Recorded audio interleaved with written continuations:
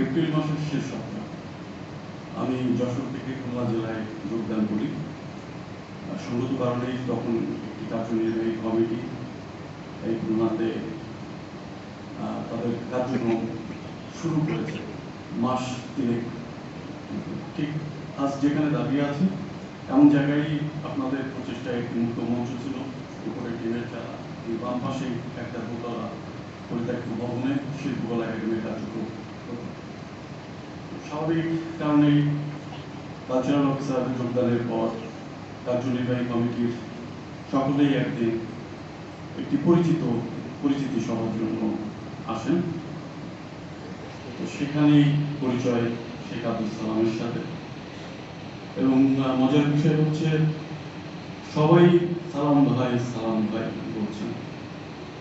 তো পরিচিতি পর্বের শেষে হঠাৎ বাইরে আসলেন উনি, ওনার সাথে আমারও দেখা হলো। সিগারেট খেতে খেতে বলছেন যে কিছু মনে করবেন না, আমার বয়স অনেক, আমি আপনাকে আঙ্কেল বলে রাখতে পারি? আমি বললাম হ্যাঁ অবশ্যই, আপনি তো আমার বাবার চেয়েও বড় আছি, অবশ্যই আপনি আঙ্কেল বলে রাখতে পারেন। তো তখন উনি আপনি বলেই সম্বোধন করতেন, এরপর আস্তে আস্তে তুমি, তারপরে শেষ পর্যায়ে বাবাজি। 10-এরও অধিক বছর, 10 বছর প্লাস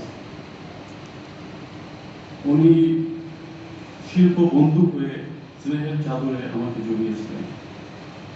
তাকে ঘিরে, তাকে নিয়ে এখানে অনেক আলোচনা হয়েছে এবং আরো হওয়ার অনেক কিছু বাকি আছে, বলতে গেলে শেষ হবে না। তবে আমার কাছে সবসময় শেখ আব্দুল সালাম একজন শিল্প বন্ধু। শেষ দিন পর্যন্ত শিল্পকলা একাডেমি থেকে কোনো আমন্ত্রণের মেসেজ যদি তার মোবাইলে যেত, কিংবা আমার কোনো স্টাফ যদি ফোন করে বলতো এই অনুষ্ঠান আছে কিংবা আপনাকে গান করতে হবে, কিংবা তার কোনো পরিবেশনা না থাকলেও তিনি আসতেন এবং দেখা করে যেতেন। বলতাম যে আপনি এই সময় আসছেন কেন? বাবাজি তুমি ডাকছো, আমি আসবো না? না আসে পারি?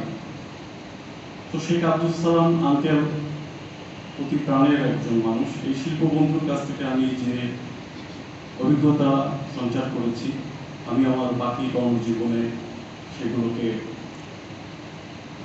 আমার কর্মের মাধ্যমে আমি যেন ফুটিয়ে তুলতে পারি।